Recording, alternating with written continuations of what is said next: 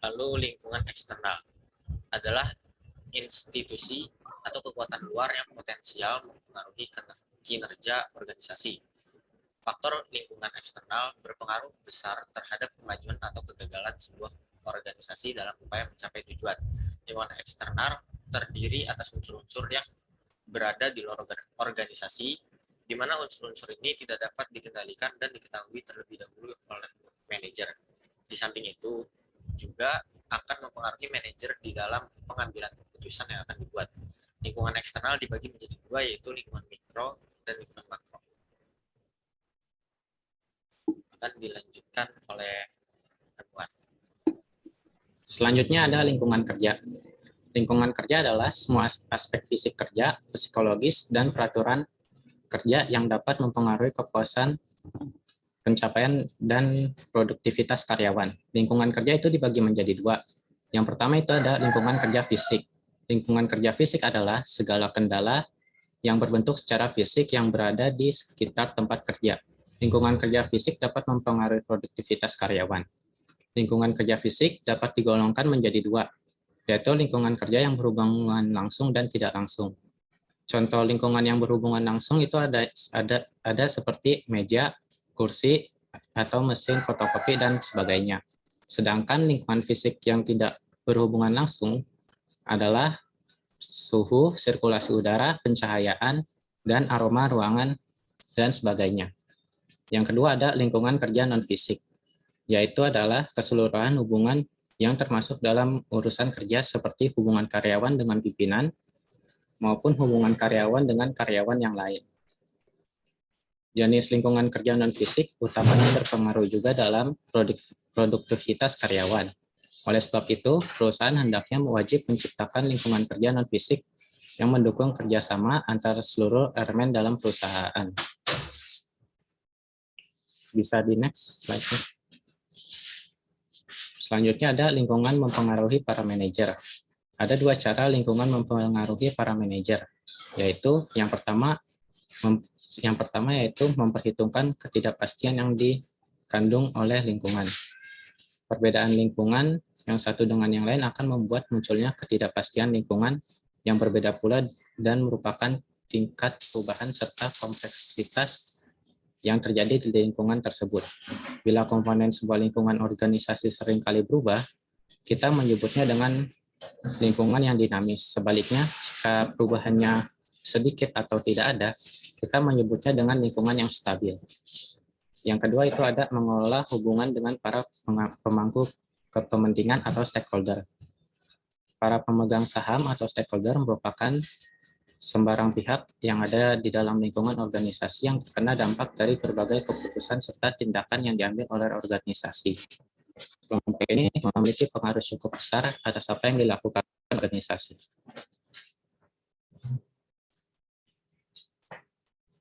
Selanjutnya itu ada budaya organisasi.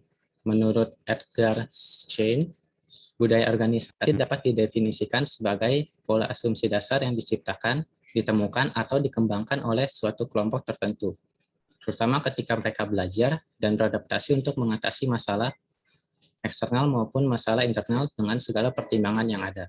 Secara umum, definisi budaya organisasi menekankan pada pembagian norma dan nilai yang memandu perilaku anggota organisasi itu sendiri. Di sini ada fungsi budaya organisasi.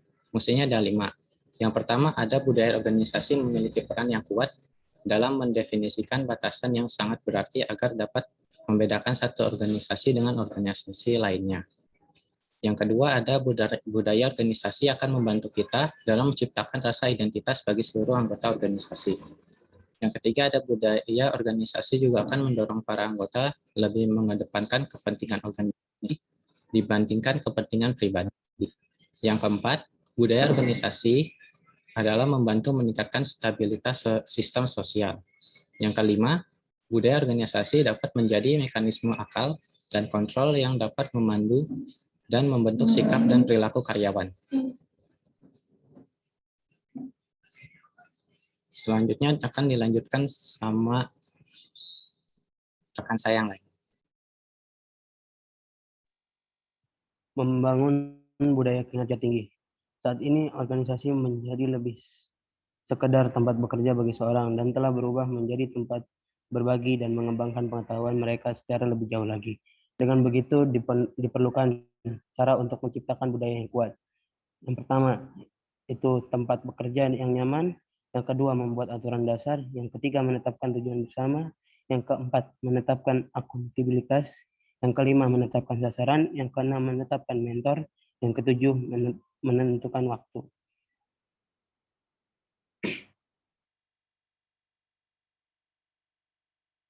Tingkat budaya organisasi. Menurut DAF, ada 3 tingkatan budaya organisasi.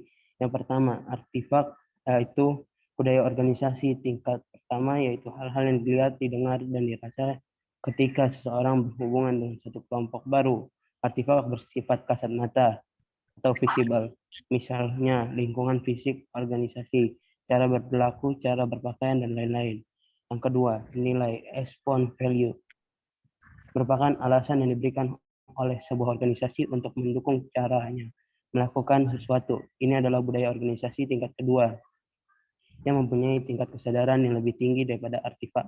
Pada tingkat ini, baik organisasi maupun anggota organisasi memerlukan tuntunan strategi, tujuan dari filosofi dari pemimpin organisasi untuk bersikap dan bertindak. Yang ketiga, asumsi dasar atau basic assumption merupakan bagian penting dari budaya organisasi. Asumsi ini merupakan reaksi yang dipelajari yang bermula dari nilai-nilai yang didukung karena merupakan keyakinan yang dianggap sudah ada oleh anggota suatu organisasi, seperti kepercayaan, persepsi, atau perasaan yang menjadi sumber nilai dan tindakan.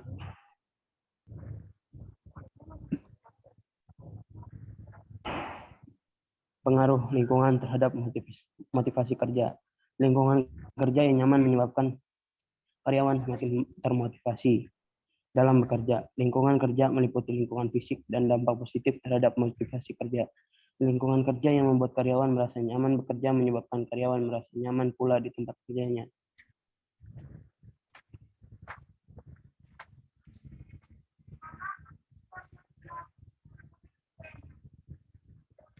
Pengaruh lingkungan kerja terhadap kinerja karyawan. Lingkungan kerja memiliki dampak positif terhadap kinerja karyawan. Lingkungan kerja yang nyaman menyebabkan tingkat konsentrasi karyawan dalam bekerja meningkatkan dan kondisi tersebut menyebabkan tingkatan produktivitas kerja karyawan meningkat. Lingkungan kerja yang baik, lingkungan fisik maupun non-fisik memberikan dukungan terhadap peningkatan prestasi kerja karyawan. Hubungan yang signifikan dan positif antara lingkungan kerja dan kinerja karyawan.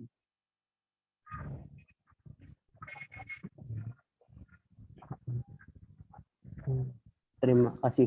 Sekian presentasi dari kami. Apa ada yang mau bertanya? Baik, terima kasih. Ada Syaki, lalu kemudian ada Rahman tadi ya, Rahman Anwar dan Raffi Arkananta. Ya, terima kasih sudah presentasi untuk kelompok 3 terkait dengan materi environment atau lingkungan.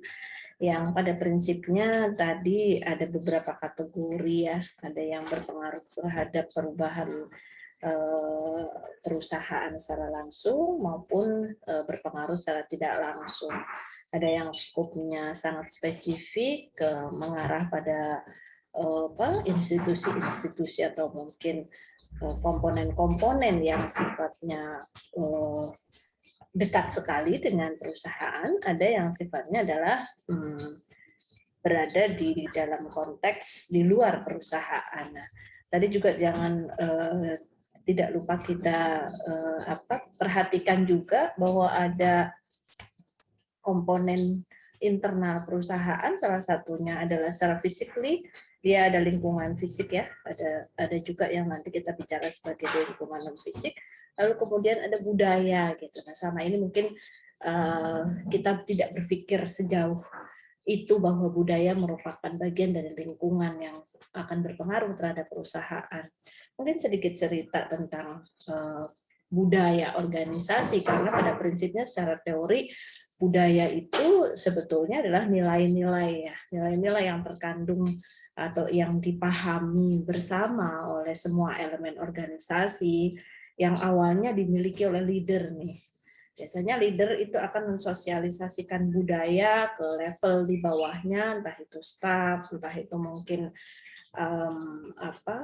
manajer tingkat menengah dan seterusnya, melalui beberapa hal. Jadi sosialisasi itu bisa dilakukan dengan membangun adanya rules atau aturan yang kuat di dalam sebuah organisasi untuk mengatur tata kelolanya gitu. Jadi bagaimana kita berbicara tentang pencapaian tujuan secara efektif dan efisien, lalu kemudian mewujudkan visi, misi, tujuan, dan strategi itu, kita harus punya aturan, kita harus punya rules yang jelas. Nah, tidak tertutup kemungkinan juga bahwa nilai-nilai yang dimiliki oleh leader ini bisa disosialisasikan itu melalui salah satunya adalah sistem rekrutmen. Jadi kalau kita bicara sistem rekrutmen itu ada hal-hal yang digali oleh pihak perusahaan ketika dia mencari calon karyawannya adalah seberapa sepaham calon karyawan itu dengan nilai-nilai yang akan dikembangkan oleh perusahaan atau yang dimiliki oleh perusahaan. Nah, sedikit cerita dulu waktu saya pertama kali ngelamar ke UNSUD, Universitas Jenderal Sudirman. Waktu itu lowongan pekerjaan sebagai dosen dibuka oleh kenapa nih yang raise hand? Ini kalian ada yang mau bertanya?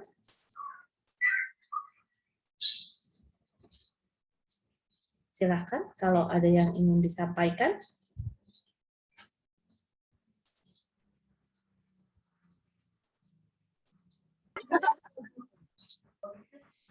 Bagaimana?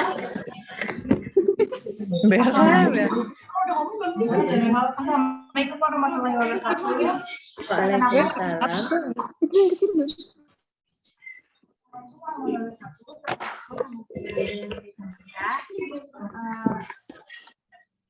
Bertanya, kata kalian lebih baik bekerja di lingkungan nyaman yang mendukung mental health atau bekerja di lingkungan ambisius yang dapat meningkatkan karir kita sebagai pekerja? Karena seperti yang diketahui bahwa kedua pilihan itu adalah kedua pilihan yang sangat sulit untuk orang karyawan tersebut.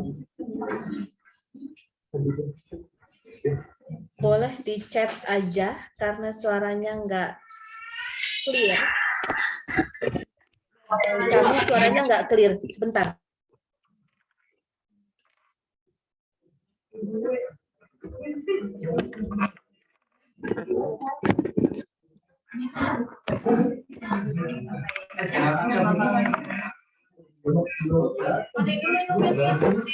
Halo, kedengeran nggak?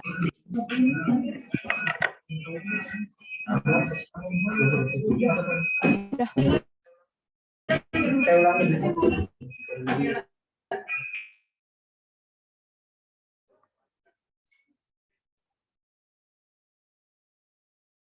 Oke, mungkin buat yang di Mohon maaf, ruangan diulang ya kelas, pertanyaannya.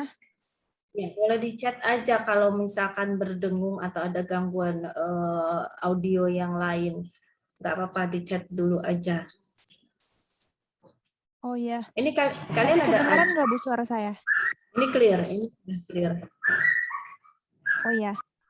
Boleh diulang ya pertanyaannya? Silakan. Perkenalkan, nama saya Bella Nate Cantika, ingin bertanya, menurut pendapat kalian, lebih baik bekerja di lingkungan nyaman yang mendukung mental health atau bekerja di lingkungan ambisius yang dapat meningkatkan karir kita sebagai pekerja? Terima kasih.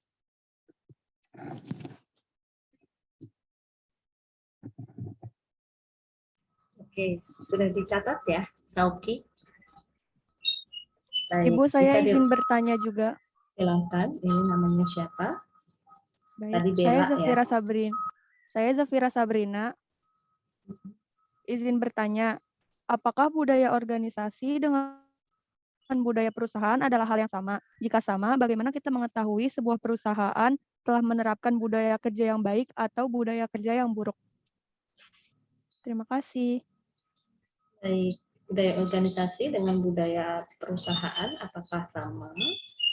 Lalu bagaimana kita bisa mengetahui budaya kerja yang baik dan budaya kerja yang buruk gitu ya. Oke, terima kasih Zafira. Ada lagi dari teman-teman yang lain? Terima kasih juga Ibu. Vera Deyana. Selamat siang, nama saya Vera Dena Cindy. Saya ingin bertanya, Bu. Kadang itu kan lingkungan kerja yang kurang nyaman itu seringkali membuat sebagian orang itu kurang bersemangat gitu ya dalam melakukan pekerjaan mereka kan. Nah, menurut Ibu bagaimana sebaiknya pekerja tersebut menyikapi hal ini? Terima kasih, Bu. Baik.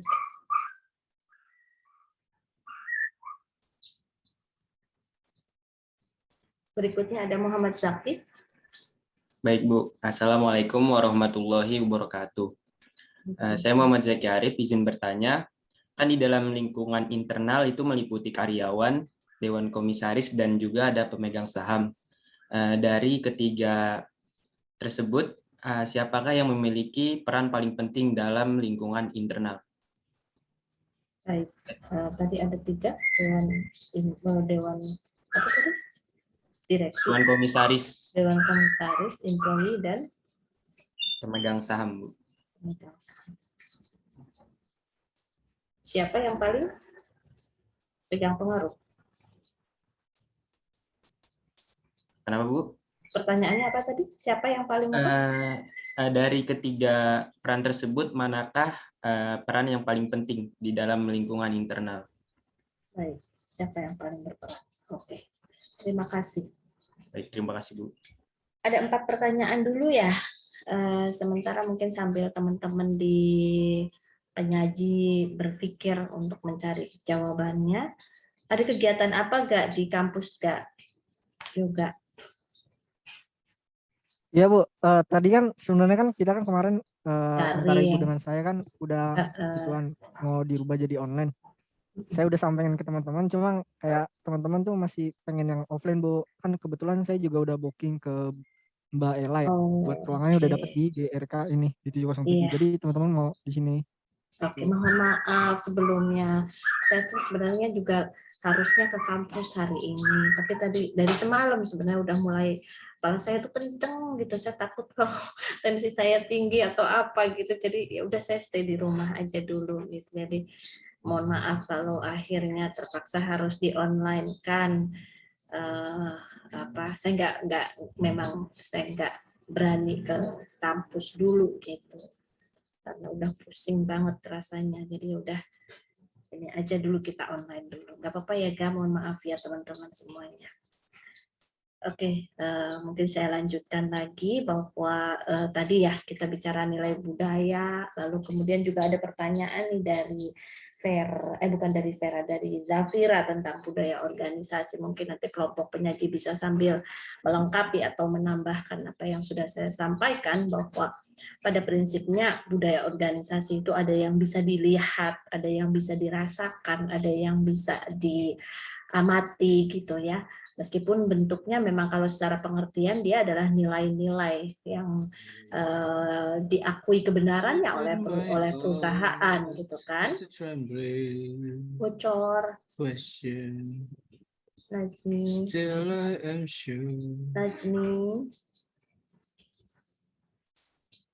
Ya, saya lanjutkan bahwa nilai-nilai itu sendiri bisa diamati dalam bentuk misalkan kita bicara tentang kadang kita temui beberapa perusahaan itu pakai seragam gitu ya. Nah, itu juga yang saya ingin sampaikan, bahwa ketika kita mau tahu apakah karyawan itu memiliki, atau calon karyawan terutama memiliki kesepahaman yang sama terhadap nilai-nilai yang diakui di dalam sebuah organisasi, biasanya mereka akan sisipkan nilai-nilai itu ketika ada proses rekrutmen gitu. Jadi suatu kali pernah saya waktu itu rekrutmen di Universitas Jenderal Sudirman, dan di sana interviewernya itu menanyakan bahwa apakah nanti kalau sudah jadi dosen Anda mau pakai rok seperti itu. Kebetulan saya pakai rok. Nah, lalu saya menganggap itu pertanyaan yang ya hanya sekedar membangun sebuah komunikasi yang baik saja gitu. Lalu kemudian saya sampaikan bahwa iya saya akan menggunakan rok bila mana nanti jadi dosen gitu kan, karena sebetulnya saya adalah karena perempuan itu adalah biasa gitu menggunakan rok. Tapi setelah diamati, setelah saya diterima di sana, rupanya mereka punya budaya organisasi yang dibentukkan atau dicerminkan dalam bentuk yang bisa diamati, yaitu uniform. Mereka punya seragam. Nah, jadi budaya organisasi itu bisa dilihat dari seragamnya karyawan, lalu kemudian tata letak kantor, maksudnya bagaimana mereka membuat layout kantor gitu ya. Kadang-kadang kemarin belum lama saya juga datang ke MRT di daerah Sarina sana. Dia layoutnya open, sangat open. Jadi tidak ada ruangan-ruangan yang kemudian diklaim sebagai misalnya ruangan divisi ini, ruangan divisi itu, tidak. Tapi semua itu coworker space gitu ya. Jadi kayak cuman kursi-kursi dan meja yang kemudian bisa dipakai untuk berdiskusi beberapa orang gitu. Tapi di setiap tempat itu ada di layout semacam itu gitu. Jadi kita ada ruang yang agak besar untuk rapat agak besar gitu, tapi kemudian ada tempat-tempat kursi-kursi kecil yang berempat atau berlima saja gitu. Dan itu banyak sekali. Jadi kita melihat itu sebagai sebuah budaya yang memang dikembangkan oleh perusahaan, bisa tidak hanya sekedar dari aturan maupun tata tertib gitu ya, atau mungkin dari slogan, atau mungkin dari logo, bahkan pemilihan warna itu juga menjadi sebuah hal yang implisit mencerminkan nilai-nilai yang ingin dikembangkan oleh perusahaan tadi. Nah, nanti mungkin kelompok penyaji akan lebih detail menjawab apakah sama budaya organisasi dengan budaya perusahaan gitu. Lalu kemudian di sana muncul ada budaya kerja juga. Nah, bicara tentang lingkungan secara umum, mungkin sebelum nanti kelompok penyaji menjawab ya, ada beberapa hal terkait lingkungan yang mungkin kalian sudah lihat dari PowerPoint yang pernah saya kirimkan. Jadi pada prinsipnya kalau kalian buka di PowerPoint, mungkin saya sambil cari dulu sambil share screen. Pada prinsipnya di dalam lingkungan organisasi itu akan bisa kita kategorikan ke dalam kelompok-kelompok komponen yang tadi juga Zaki sempat sampaikan, ada yang sifatnya berpengaruh langsung gitu kan, salah satunya mungkin di situ ada komponennya, ada customer, ada stockholders atau pemegang saham, shareholders ya, lalu kemudian ada employee gitu kan. Nah, ini secara umum dia bisa kita kategorikan dalam dua kelompok sebenarnya. Kalau kita bicara di lingkaran terdalam, ini kan perusahaannya. Apapun perubahan yang terjadi di lingkungan eksternal, biasanya akan menjadi pemicu untuk perubahan itu. Pada prinsipnya kalau kita bicara kemarin mungkin pernah bahas tentang Kaizen ya, ini sebuah perubahan yang tidak serta-merta tapi direncanakan memang gitu. Jadi kalau kita lihat di sini kita berada pada satu titik yang nanti kita bisa mengarah pada titik lebih tinggi lagi, dan ini secara umum kita bisa melakukan perubahan. Kemarin saya sampaikan ada proses plan do check action. Plan do check action ya. Jadi untuk mengetahui kira-kira perubahan apa yang akan saya lakukan di tempat di masa yang akan datang, itu adalah hasil dari evaluasi saat ini. Kalau kita mengevaluasi, biasanya ada hal-hal yang dianggap atau dinilai belum memenuhi keinginan kita, harapan kita, atau mungkin visi, misi, tujuan, dan strategi yang sudah kita tetapkan.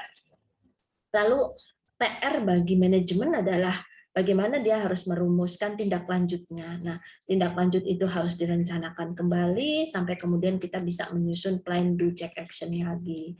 Jadi ini continuous improvement ini merupakan sebuah reaksi dari apa yang terjadi di lingkungan eksternal.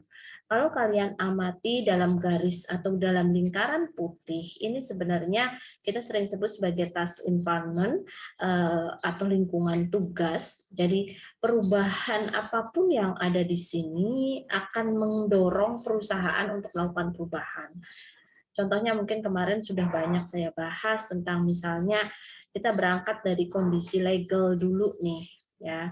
Di sini ada keputusan presiden tahun 1999 yang mengakibatkan IKIP itu berubah menjadi UNJ. Nah, ketika perubahan ini didorong oleh legal forces, lalu kemudian ada peluang bahwa orang-orang yang tadinya tidak berminat ke UNJ, tapi karena selama ini mereka berpikir IKIP itu hanya mencetak guru, tapi karena ada peraturan pemerintah atau keputusan presiden tadi membuat customer customer itu bertambah banyak gitu. Jadi ada minat-minat lain yang kemudian muncul nih dari masyarakat yang akan ditindaklanjuti oleh perusahaan dalam bentuk misalnya membangun atau membuka prodi baru. Nah, itu bukan serta-merta ada prodi pastinya. Yang jelas di sini ada pemicunya perubahan yang dilakukan oleh perusahaan tadi. Nah, kebetulan yang saya sampaikan ini adalah yang dalam konteks pendidikan. Jadi dalam konteks pendidikan ini pun kita punya lingkungan yang lain gitu ya. Kalau kita bicara dari sisi kompetitornya UNJ terkumpul dalam XLPTK. LPTK itu Lembaga Pendidikan Tenaga Kependidikan. Jadi mantan-mantan IKIP itu punya asosiasi LPTK namanya, yang mereka berkontribusi bukan saya selalu katakan bukan kemudian saat ini zamannya untuk mengalahkan pesaing, tapi justru kita bersinergi. Nah, sinergi yang dilakukan antara UNJ dengan UPI kemarin ya, salah satunya yang sudah diterapkan di Fakultas Ekonomi adalah pertukaran pelajar, membuka bertukar mata kuliah gitu, bertukar mahasiswa untuk mengikuti mata kuliah di masing-masing perguruan tinggi. Ada teman-teman yang dari UNJ ngambil mata kuliah yang sama tapi di UPI, kemudian yang di UPI digeser ke UNJ. Nah, itu adalah bagaimana kemudian kebijakan itu awalnya juga berangkat dari kebijakan pemerintah, legal lagi. Ada kebijakan tentang MBKM yang membuat organisasi itu harus membuka diri terhadap kompetitornya dan bersinergi dengan kompetitornya melalui program-program pemerintah. Lalu kemudian selain itu, kalau kita bicara dalam proses pembelajaran juga bahwa sekarang ini sudah dilakukan ujian skripsi, sidang skripsi dengan penguji eksternal. Jadi penguji eksternal itu berasal dari lembaga-lembaga pendidikan tinggi lainnya, seperti misalkan yang sudah berjalan dengan UNJ itu adalah UPI, lagi-lagi UPI, kemudian kemarin sempat ada dengan mana gitu ya, dari Surabaya Unibro atau apa gitu. Nah, tapi baru dari sumber dayanya kita yang dibawa ke sana, yang dipakai untuk menguji di sana. Nah, itu salah satu contoh bagaimana kompetitor ini juga mengalami perubahan sehingga kemudian perusahaan atau institusi tadi harus merespon perubahan dengan melakukan kegiatan-kegiatan yang sifatnya adalah continuous improvement. Lalu kemudian mungkin ada tambahan, kalau tadi ada beberapa masukan nih dari Zaki bahwa Bu di sini ada stakeholders, ada employee, lalu kemudian ada dewan direksi gitu ya. Tapi ada satu hal yang mungkin saya perlu sampaikan bahwa memang di dalam lingkaran putih ini kan memang kita bicara stakeholders, sehingga stakeholders itu bisa dalam artian yang sangat luas, tidak hanya ada 4 komponen ini saja, tapi kita bisa menambahkan mungkin salah satunya adalah government. Ya, bagaimana sebuah pemerintahan itu punya kepentingan terhadap perusahaan. Lalu kemudian tadi ada shareholders. Shareholders itu adalah pemegang saham yang juga punya kepentingan terhadap perusahaan. Nah, salah satunya lagi tadi sudah disebutkan sama Zaki, ada employee gitu. Namun kalau kita bicara dari sisi kemarin teori manajemen, sebenarnya manajer itu ya representatif dari perusahaan gitu. Artinya kita bicara teori manajemen, kemarin ada teori birokrasi ya, birokratis administratif lah kalau nggak salah, prinsip-prinsip administratif juga di sana disebutkan bahwa ownership spirited from management. Bagaimana kita harus melihat organisasi yang bisa berjalan dengan efektif ketika ownership ini tidak sama dengan manajemen. Jadi orang-orang yang menjadi pemegang saham mayoritas gitu kan sebaiknya tidak menjadi dewan direksi, sebaiknya tidak menjadi pimpinan dalam perusahaan, karena kalau dia sebagai owner, maka dia akan cenderung mengedepankan kepentingan dirinya, gitu kan. Coba bayangkan kalau si owner ini adalah direktur dari perusahaan, maka yang akan dibawa, yang akan disuarakan adalah kepentingan dirinya, bukan kepentingan organisasinya. Maka kemudian ada satu prinsip lagi ya di Henry Fayol yang menegaskan pada mengutamakan kepentingan organisasi itu jadi berlawanan kalau seandainya dalam konteks ini ownership dengan manajemen jadi satu gitu. Nah, namun memang ada kalanya gini, kalau kita bicara ini sesuatu hal yang berbeda, owner dengan manajemen, maka ada satu hal yang seringkali terjadi dalam finance itu ada namanya agency teori. Di agency teori itu dikatakan bahwa manajemen itu punya dengan siapa nih namanya pemegang saham itu punya asymmetric information. Jadi ada informasi yang nggak seimbang nih antara pemilik sama manajemen. Manajemen tahu segala hal, seluk-beluk perusahaan, namun padahal dia harusnya berdiri di dalam perusahaan untuk menyuarakan kepentingannya owner gitu kan. Bagaimana dia mensejahterakan kepentingan pemegang saham gitu. Namun karena dia punya informasi dan informasi itu tidak seimbang, di sisi lain owner nggak tahu apa-apa, maka seringkali si manajemen ini jadi berpeluang untuk melakukan bahaya moral atau dalam finance itu disebutnya sebagai moral hazard. Nah, bahaya moral ini kemudian misalnya seringkali misalkan berkaitan dengan transaksi-transaksi jual beli saham misalnya ya. Kadang-kadang kalau kita bicara dari sisi internal, manajemen punya informasi banyak, maka terjadi itu yang disebut dengan insider trading.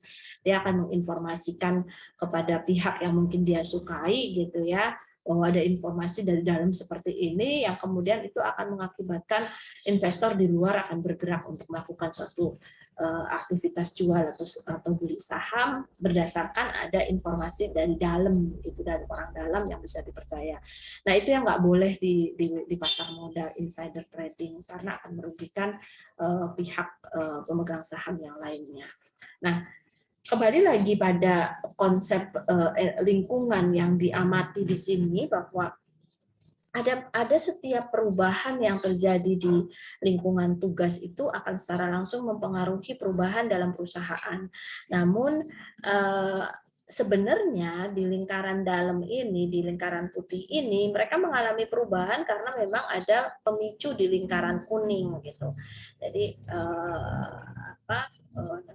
jadi setiap perubahan, misalnya nih customer berubah selera, itu biasanya karena ada pemicunya. Nah, pemicunya apa? Mungkin ada kondisi sosial, kultural, perubahan selera ini bisa jadi mungkin karena faktor ekonomi nih misalnya. Karena ada kebijakan pemerintah lagi-lagi sehingga kemudian mempengaruhi kondisi ekonomi gitu, daya beli masyarakat turun sehingga terpaksa dia harus mengubah pilihannya. Itu hasil dari kita menganalisis gitu. Tapi apakah mutlak selalu begitu? Saya pikir tidak. Jadi tergantung sekali case by case-nya. karena tidak semua perubahan lingkungan eksternal kemudian membawa dampak negatif, tapi yang pasti yang harus dilakukan oleh perusahaan ketika dia berfokus pada perubahan secara terus-menerus atau kaizen tadi, maka setiap ada perubahan di lingkungan eksternal harus diadaptasi dengan melakukan perubahan juga gitu. Seberapa besar atau kecilnya perubahan itu, mungkin itu nanti yang akan menjadi bahasan ketika kita bicara seberapa urgent sebenarnya perubahan dilakukan. Oke, baik, silakan mungkin kelompok penyaji sudah siap dengan jawabannya. Saya kasih kesempatan untuk kelompok penyaji dulu, monggo.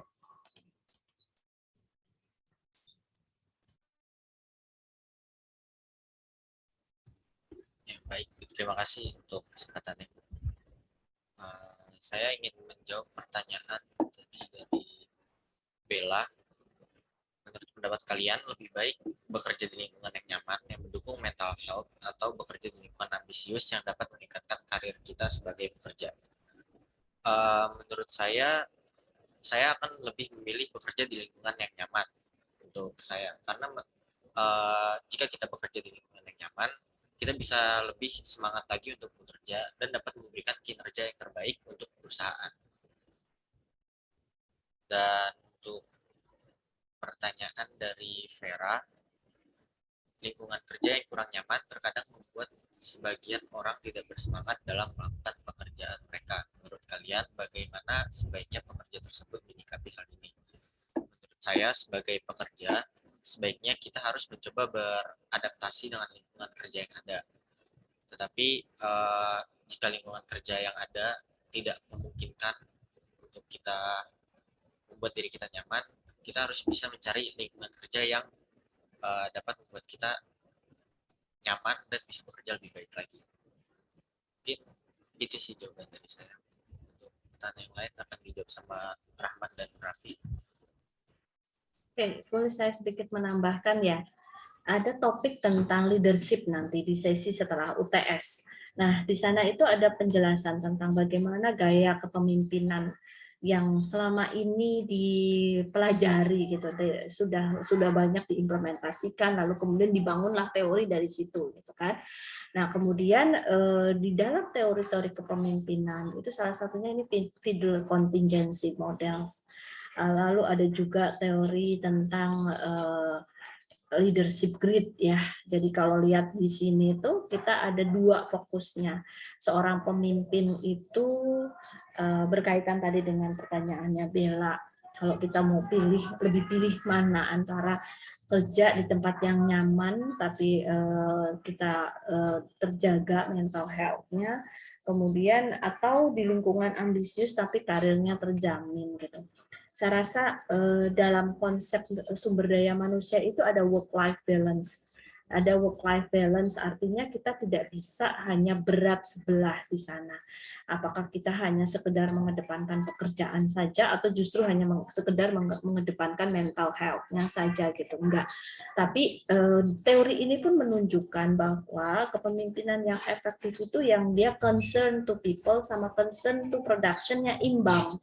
Nah, seberapa imbang tadi kalau ngelihat dari studi yang dilakukan di sini, dia justru malah optimal dua-duanya nih, nggak setengah-setengah gitu. Kalau setengah-setengah ini cenderung malah justru tidak menghasilkan kinerja yang bagus gitu, karena kita pada prinsipnya sebagai sebuah organisasi tetap kita acuannya adalah bagaimana mewujudkan visi, misi, tujuan gitu kan ya, yang sudah kita rumuskan bersama gitu. Dan biasanya memang kalau kita bicara visi pasti mengawang-awang mimpi yang sangat tinggi gitu, karena lagi-lagi tadi kita harus bergerak maju, kita harus punya target yang besar untuk melampaui pihak lain atau misalnya untuk melampaui institusi lain gitu. Jadi leadership itu punya peran besar ketika dia bicara tentang concern for people, maka yang muncul adalah bagaimana dia memperlakukan karyawannya dengan baik gitu ya, friendly, lalu kemudian menciptakan menciptakan kondisi kerja yang nyaman. Itu sebenarnya kita bicara dari sisi concern for people. Jadi kalau kembali ke teori ini, yang paling efektif itu yang 9.9. Bagaimana seorang pemimpin harus memperhatikan kesejahteraan karyawannya, baik yang sifatnya mungkin secara tadi mental health maupun kesejahteraan dalam konteks finansial gitu, karena banyak hal yang sebenarnya berakar dari masalah keuangan kemudian membuat seseorang menjadi tidak puas dengan layanan yang diberikan oleh perusahaan sehingga kemudian pada akhirnya dia justru akan kontraproduktif gitu. Nah, bagaimana concern for people ini dijalankan oleh seorang leader, tentu harus didukung dengan ada sistem, salah satunya mungkin kalau kita bicara pengaturan tentang balas jasa, ada sistem remunerasi misalnya. Itu diatur juga, jadi jangan cuma membuat orang untuk selalu bekerja lebih atau concern for production-nya ditekan betul, tapi dia nggak provide apapun ketika seseorang itu melampaui apa yang ditargetkan gitu. Nah itu nggak bakalan diulang lagi deh, percaya kalau misalkan kita bicara teori motivasi ini ya, saya pasti punya ekspektasi kalau saya melakukan sesuatu seperti ini, maka saya berharap saya akan mendapatkan balas jasanya apa nih, minimal misalkan saya akan happy, saya akan senang gitu. Tapi ketika misalkan saya tidak mendapatkan balas jasanya tadi atau mungkin penghargaannya tadi, maka saya akan cenderung ya udah ngapain juga, besok saya nggak akan datang tepat waktu, karena datang tepat waktu juga percuma aja misalnya gitu, nggak ada penghargaan sama sekali misalkan. Jadi itu di dalam teori motivasi nanti akan disampaikan juga bagaimana kita dalam hal ini mencoba untuk membangun kinerja yang baik dengan cara fokus pada dua hal ini, concern for people, concern for production. Jadi menurut saya tadi pertanyaan Bella enggak dua-duanya, Bel. Kalau bicara tentang ambisius dengan lingkungan yang ambisius tapi kemudian ada peluang karir yang luar biasa, kita manusia akan sampai pada titik yang jenuh, nanti akhirnya malah justru bukan karir yang dikejar, malah akhirnya kontraproduktif gitu, orang segen untuk bergerak gitu karena udah burn out. Ada istilah burn out itu kita udah sampai pada titik yang ya udah saya nggak udah jenuh banget, udah nggak bisa diupayakan untuk maksimal lagi. Nah itu jangan sampai seperti itu, karena tadi kita target gitu tapi tidak diimbangi, bahwa di sisi lain kita butuh keseimbangan yang lain gitu. Concern for people-nya apa? Bagaimana sebuah perusahaan itu membangun hubungan baik dengan karyawannya, maka nggak jarang mereka keluar duit besar untuk family gathering misalnya gitu ya. Itu bagian dari concern for people. Oke, saya pikir itu jawaban tambahan dari saya untuk pertanyaan Bella. Silakan kelompoknya Ji, akan dilanjutkan ke pertanyaannya siapa? Selanjutnya saya Rahman akan menjawab pertanyaan dari Zaki. Tadi lingkungan internal meliputi karyawan, dewan komisaris, dan pegang saham. Dari ketiga tersebut, siapakah yang memiliki peran penting dalam lingkungan internal? Kalau menurut saya yang paling penting itu adalah karyawan atau pekerja, karena itu akan mempengaruhi segala aspek mengenai keputusan organisasi ke depannya. Semakin baik pekerjanya, maka semakin baik juga organisasi dapat mengantisipasi ancaman baik dari internal maupun dari eksternal perusahaan itu. Oleh karena itu, pemilihan pekerja itu kita harus selektif dan sesuai kebutuhan organisasi. Baiknya, organisasi memiliki tim khusus untuk menyeleksi pekerja yang akan masuk. Itu jawaban saya. Sekian, terima kasih. Oke, mungkin kalau saya nambah sedikit ya, kinerja atau performance organisasi itu sangat ditentukan oleh performance individu. Tapi performance individu juga perlu di leading untuk bisa mencapai target yang ditetapkan, maka perlu juga ada leading, motivating, directing gitu, karena karakter manusia itu beragam banget. Jadi kalau kembali ke konteks tadi yang disampaikan Rahman bahwa ada proses seleksi, saya pikir ya itu adalah bagian bagaimana kita menyaring untuk mendapatkan bibit-bibit unggul di awal. Karena harapannya ketika saya punya input yang bagus, peluangnya akan lebih besar bisa menghasilkan output yang bagus juga, misalnya gitu ya. Tapi apakah mutlak itu gitu? Saya pikir harus ada dua nih concern-nya, bukan hanya di employee tapi juga di dewan direksinya. Kenapa? Karena dia leader. Tadi saya sampaikan bahwa leader itu harus bisa mengarahkan nih. Ada kalanya pada masa-masa tertentu manusianya, employee-nya, kan kita masuk kategori ada yang X, ada yang Y, ada yang cenderung bisa dilepas, ada yang harus diawasi, diancam dengan hukuman gitu. Dan meskipun sudah melalui proses seleksi yang ketat sekalipun, ada masa-masa di mana kita mungkin ada masalah, sehingga kemudian mood kita turun, perilaku bekerja kita menjadi mengarah pada suatu hal yang tidak sesuai dengan ekspektasi perusahaan misalnya, maka leader di sini punya peran besar. Jadi saya pikir ada sinergi nih antara employee dan leader, sehingga kemudian banyak kasus yang bagaimana karyawan tidak bisa komit terhadap perusahaan karena ternyata hubungan dia dengan supervisornya, hubungan dia dengan rekan kerjanya ternyata nggak baik, nggak harmonis misalkan, dan itu membuat rasa tidak nyaman di dalam sebuah perusahaan, sehingga yang ada dalam benaknya adalah ya udah deh saya cari pekerjaan lain aja, mulai mencari informasi untuk pindah ke tempat lain gitu. Maka ada intention to quit dari perusahaan itu sendiri. Jadi bagaimana membuat mereka nyaman bekerja, itu saya pikir saya pernah sampaikan entah di kelas ini atau bukan, ada 5 aspek yang menyebabkan seorang itu mencapai job satisfaction ya. Ada dari yang pertama adalah dari sisi bagaimana reward-nya, balas jasa secara finansial berupa gaji, lalu kemudian ada nggak kesempatan promosi di sana diberikan. Lalu bagaimana hubungan dia dengan pimpinan, bagaimana hubungan dia dengan rekan kerja, dan yang nggak kalah penting adalah tentang pekerjaan itu sendiri. Jadi pekerjaan itu sendiri, apakah sekarang dengan kalian yang karakter generasi milenial itu cenderung dinamis misalnya, apakah juga pelaksanaan pekerjaan di kantor juga menuntut kalian untuk terlibat jauh, involve misalnya, atau semua harus di-directing, semua harus diperintah, nggak boleh pakai cara lain kecuali cara yang saya kasih misalnya. Apakah yang seperti itu yang kemudian dikembangkan di dalam perusahaan sehingga mereka muncul rasa tidak puas. Mereka akhirnya kalau sudah sampai pada rasa tidak puas yang berlebihan atau pada taraf yang sudah melampaui batas, maka dia akan cenderung pengennya keluar dari perusahaan. Jadi saya pikir ada 2 tadi dari 3 yang menjadi pertanyaannya Zaki ya.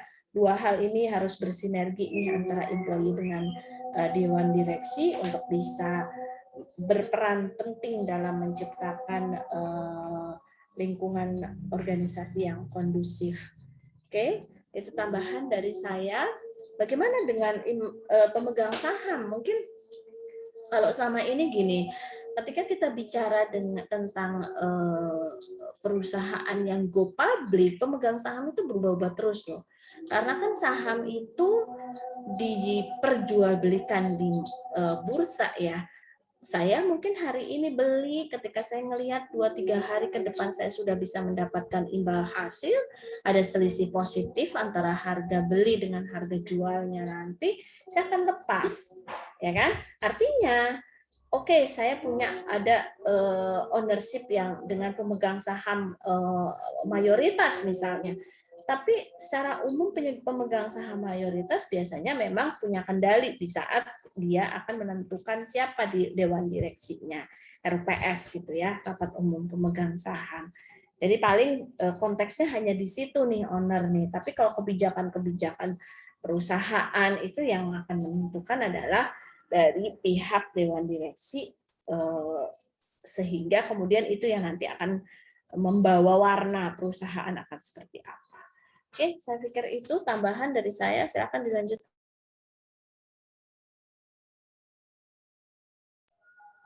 Selanjutnya saya akan menjawab pertanyaan dari Zafira. Budaya organisasi dengan budaya perusahaan itu sama atau beda? Kalau menurut saya itu sama.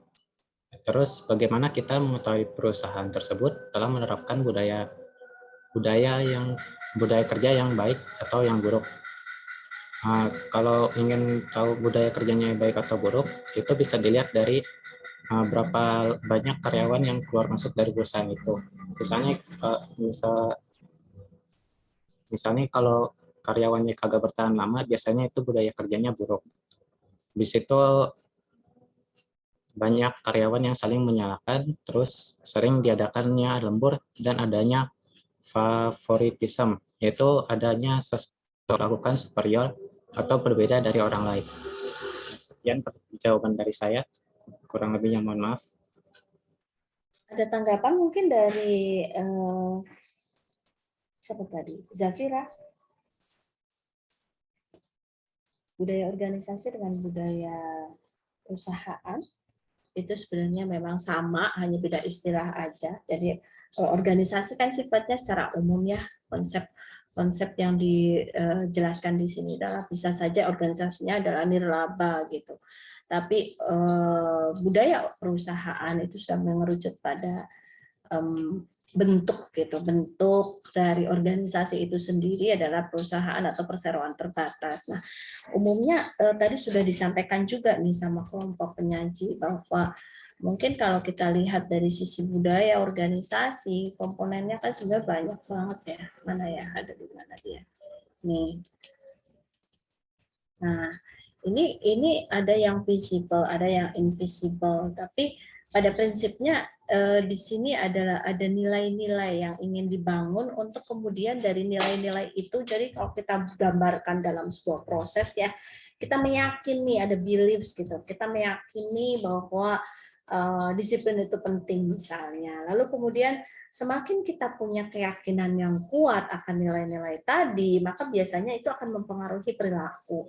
Jadi cara kerjanya memang harus disosialisasikan dulu nih. Gak mungkin kan kita sebagai karyawan baru belajar sendiri gitu, enggak.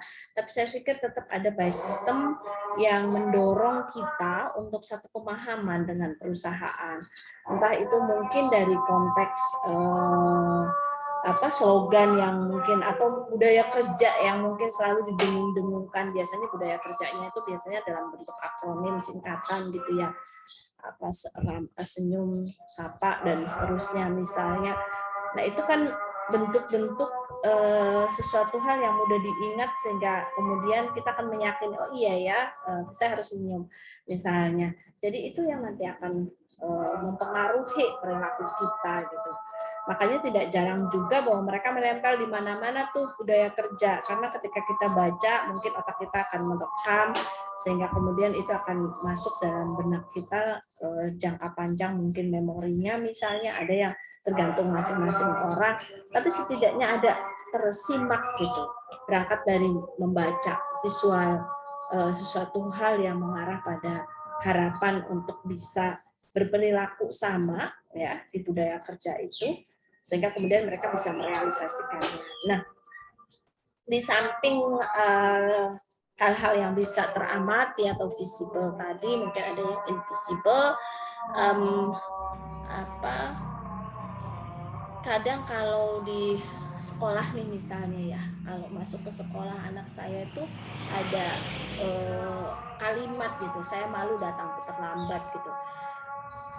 Pemilihan kata yang secara psikologis akan membuat otak kita merekam itu biasanya malah justru pilihan kata yang sebaiknya adalah kata-kata positif. Jadi bukan dilarang datang terlambat atau dilarang buang sampah sembarangan, tapi buanglah sampah pada tempatnya. Maknanya sama, tapi secara psikologis katanya kalau kalimat negatif itu malah justru akan mengakibatkan yang terekam dari kita itu malah justru melakukan hal itu. Jangan lari, malah jadi lari. Dilarang buang sampah sembarangan, malah buang sampah sembarangan. Jadi makanya suka banyak iklan ya, atau banyak spanduk mungkin yang orang jualan, jangan tengok ke kiri, tapi kita malah nengok ke kiri. Sebenarnya kita lagi itu otak kanan otak kiri yang dimainkan gitu dalam konteks ini, sehingga sangat perlu membuat sebuah slogan-slogan yang sifatnya positif untuk mengarahkan kalau kita berulang baca itu gitu. Makanya saya selalu sampaikan, coba kalian tempel cita-cita kalian di dalam kamar kalian dengan tembok yang ditaruh di tembok yang paling sering kalian lewati ya. Itu akan terekam lama-lama, dan itu yang terjadi di dalam sebuah organisasi juga demikian gitu. Disiplin, ramah, senyum, sapa, dan seterusnya itu yang setiap hari kita akan temui. Makanya nggak jarang mereka tempel di mana-mana itu tulisan gitu. Biar apa? Otak kita lama-lama merekam itu, dan itu akan terbawa ke perilaku kita gitu. Jadi itu cara kerja otak mungkin yang diambil ya dari sisi ini gitu. Lalu kalau kita bicara dari sisi yang lain, budaya kerja yang lain, sebenarnya juga pada saat kita pengambilan keputusan, misalnya proses pengambilan keputusan, itu seringkali budaya kerja juga masuk. Kemarin ada pengembangan teori tentang learning organization. Di sana ada tiga kata kunci ya, kalau nggak salah itu team based, kemudian open information, sama satu lagi adalah employee involvement apa engagement gitu, saya lupa. Kalau nggak salah keterlibatan, lebih ke involvement gitu. Bagaimana perusahaan itu menjadi sebuah perusahaan yang pembelajar ketika dia mengedepankan tiga aspek ini gitu. Nah, pada saat saya bicara budaya organisasi, maka muncul dalam kebiasaan mereka, misalkan pengambilan keputusan, berunding, atau mungkin kalau di FE ya, di Fakultas Ekonomi, kami punya kebiasaan setiap kali mau puasa itu pasti kami ngumpul itu udah bertahun-tahun, sehingga kami sebenarnya nilai kekeluargaannya yang ingin diangkat, bahwa FE itu menjadi keluarga kedua kami gitu. Itu sebenarnya yang pengen diangkat oleh pimpinan gitu. Jadi pada saat kita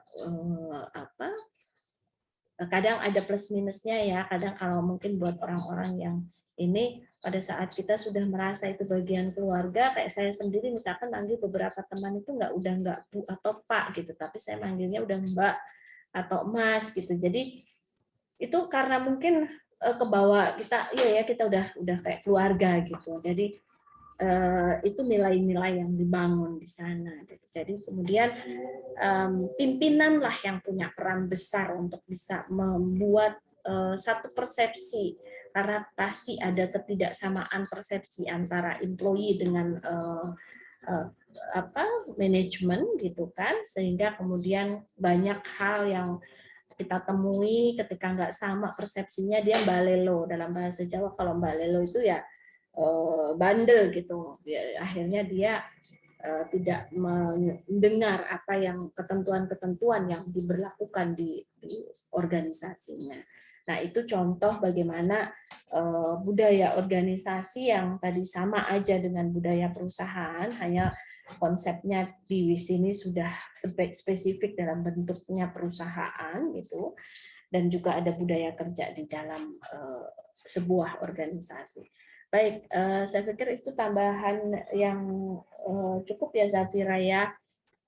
Silakan bisa dilanjutkan dengan pertanyaan yang lain.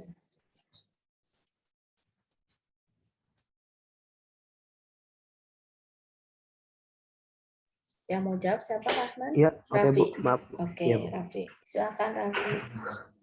saya mau jawab pertanyaan dari Rere.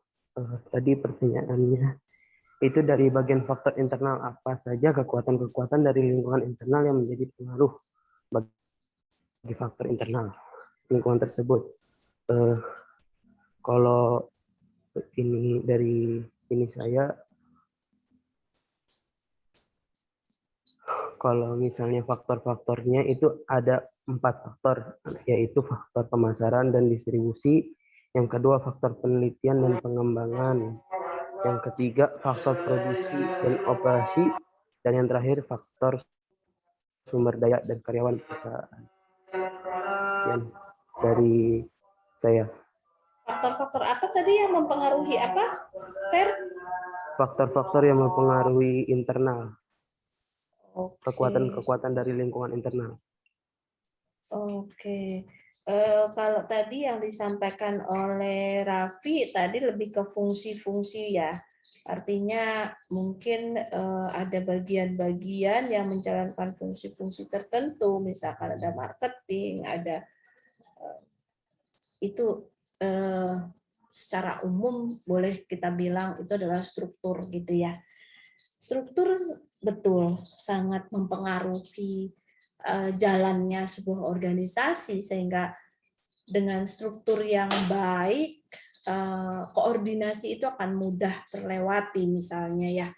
Tapi kadang kita ketemu sama struktur yang kalau kalian amati tuh di perusahaan, mungkin bisa googling deh contoh bagan struktur gitu. Dia punya layernya banyak misalnya, maka kita bisa sebut sebagai tall hierarchy. Nah, kemarin kita sampaikan bahwa organisasi itu pembedanya dengan kumpulan orang yang lainnya itu adalah karena ada struktur. Elemen organisasi, kenapa bisa disebut sebagai organisasi? Karena dia ada kumpulan orang, karena dia punya tujuan yang sama, dan ada struktur. Nah, struktur ini tadi digambarkan oleh Raffi bahwa ada bagian-bagian penting yang punya peran di situ. Saya pikir itu hanya satu komponen nih, baru satu nih, lingkungan internal yang punya pengaruh penting terhadap aktivitas organisasi tadi ya. Nah, ketika bicara struktur, di situ akan ada gambaran tentang bagaimana rantai skalar, bagaimana jalur perintah atau jalur komando dijalankan dalam sebuah perusahaan, sehingga pada saat kita bicara kesalahan misalnya, maka ada orang terdekat dia siapa yang paling bertanggung jawab untuk negur. Nah, kan kita sering ketemu banyak orang yang perilakunya nggak sesuai sama harapan perusahaan. Siapa nih yang paling dekat? Kemudian ada pertanyaan juga, bagaimana ketika kita nemuin karyawan yang perilakunya banyak kontraproduktif, mangkir, pokoknya telat banget datangnya misalnya. Siapa sebenarnya yang paling berhak untuk menegur gitu kan? Apakah harus selalu HRD gitu? Saya pikir itu menjadi bagian dari HRD, tapi kalau dalam ranah koordinasi, maka yang terdekat dulu yang harus bisa menegur. Kan nggak mungkin langsung di SP3. Nah, dari mana sih HRD akan memberikan SP3 kalau nggak ada informasi dari bawah? Gitu. Maka yang di bawah ini harus diefektifkan kontrolnya. Nah, kalau bicara tentang lingkungan internal yang lain selain dari struktur ya, saya pikir tadi sudah dijawab juga bahwa kita punya budaya organisasi, dan ini bagian paling dominan yang menentukan kesepahaman gitu, persamaan persepsi nilai-nilai yang akan kita bangun bersama. Ibarat kayak saya menikah misalnya ya. Maka ada nilai-nilai ini biasanya yang kita pengen satukan, yang kita sama nih, punya persepsi yang sama, sehingga pada saat jalan ini bakal jalan terus berdua gitu. Itu gambaran sederhana kalau kita membangun sebuah organisasi. Jangan sampai kita bawa serombongan orang, tapi kita udah punya tujuan masing-masing, di tengah jalan tuh lama-lama meritilin, apa sih namanya, berkurang gitu, keluar dari jalurnya sendiri-sendiri. Akhirnya tinggal 1-2 orang yang bersisa. Nah, itu yang kita harus punya nilai yang kuat nih. Bagaimana itu bisa terbangun? Salah satunya tadi, selain kita bisa mulai dari prinsip dari rekrutmen, lalu kemudian bangunlah sistem tata kelola yang benar. Dengan ada sistem struktur tadi, masuklah tata kelola, ada rules and procedures gitu kan. Bagaimana kemudian siapa bertanggung jawab pada siapa, bagaimana menjalankan aktivitas pekerjaan harus seperti apa alurnya, itu dibangun dulu. Sehingga ketika orang sudah mulai melenceng, ada yang bagian negornya nih, siapa yang negor, lihat struktur lagi gitu. Nah, itu yang penting juga budaya. Lalu tadi sudah disampaikan nih sama kelompok penyaji bahwa ada lingkungan baik fisik non fisik ya. Kalau bicara lingkungan fisik, Raffi ya kalau nggak salah yang tadi menyampaikan, sesuatu yang bisa kita raba, kita rasa, kita amati gitu. Artinya seperti misalkan kita punya gedung, ya kita punya sarana prasarana, banyak hal-hal yang kemudian muncul ketidakpuasan karena kita merasa nggak nyaman sama lingkungan kita gitu. Misalkan tinggal aja, tempat tinggal misalnya, aduh nggak nyaman di sini, banyak saya terutama nih depan rumah dulu dilewatin angkot gitu misalnya, sebenarnya nggak nyaman tinggal di bentar-bentar ada suara motor misalnya. Nah itu lingkungan fisik nih, kalian bisa bayangkan seandainya kalian bekerja hari-hari kalian di situ tapi kalian secara fisik kurang menikmati gitu. Termasuk sebenarnya ada safety secara fisik di situ untuk proyek-proyek tertentu misalnya, atau pekerjaan-pekerjaan proyek yang harus dijalankan dan mereka beresiko dengan keamanan kerjanya dan itu tidak dijamin, itu bicara lingkungan fisik. Jadi security, job security itu bukan hanya sekedar immaterial, maksudnya tidak aman secara psikologis itu ada, tapi tidak aman secara fisik juga ada gitu. Kalau tidak aman secara psikologis itu ketika saya merasa terancam posisi saya, kayaknya saya nggak bakalan lama nih di perusahaan ini karena perusahaan kayaknya masa depannya masih nggak jelas nih misalnya, itu insecure tapi psikologis. Tapi ada yang insecure-nya adalah benar-benar fisik. Pada saat kalian lihat proyek kereta cepat, orang kerja di situ nggak pakai helm, itu udah jaminan keamanannya udah nggak ada misalnya. Tapi saya pikir kalau udah setingkat Wika atau untuk perusahaan-perusahaan besar konstruksi, mereka ketat banget dengan APD ya, alat pelindung diri gitu ya. Jadi 3 hal ya saya pikir tadi, ada struktur, ada budaya, lalu kemudian ada lingkungan itu sendiri, dan mungkin ada beberapa yang masih belum tereksplisitkan, tapi pada dasarnya masuk di bagian ini gitu. Misalkan tadi aturan, bagaimana sistem tata kelola itu diberikan, dijalankan, lalu bagaimana sistem reward and punishment itu dijalankan, itu semua lingkungan internal. Jadi organisasi itu menjadi sebuah wadah yang baik ketika dia bisa dijalankan dengan tata kelola yang baik gitu. Nah, kalau kita lihat misalkan, terus siapa Bu yang bisa menilai kita tata kelolanya baik atau enggak gitu ya? Kalau kita lihat misalnya di institusi pemerintahan seperti kita, lembaga pendidikan, biasanya ada lembaga akreditasi. Tapi mungkin kalau di perusahaan-perusahaan manufaktur, mungkin ada ISO, mungkin kalian pernah dengar banyak ISO atau quality control yang mereka terapkan, sehingga prosedur yang mereka jalankan itu secara eksternal juga diakui bahwa mereka sudah memenuhi standar yang ditetapkan. Jadi pasti ada, kalau misalkan kita bicara transportasinya adalah pesawat, kita punya di sana ada KMKT, ada segala macam ya. Jadi itu lembaga-lembaga eksternal yang nanti akan mengontrol, mengawasi jalannya tata kelola sebuah organisasi agar kita tetap di jalur yang benar, menghasilkan kualitas yang bagus, layanan yang bagus gitu. Jadi komponen-komponen internal tadi banyak sistem yang kita harus terapkan di dalam untuk kemudian nanti secara eksternal akan dilakukan pengawasan juga. Itu mungkin ya tambahan dari saya untuk pertanyaan dari Vera Diana Cindy. Ada pertanyaan lain atau ada tanggapan dulu dari Vera? Silakan Vera. Sudah cukup Bu, terima kasih Bu. Baik. Oke, ada pertanyaan lain kah?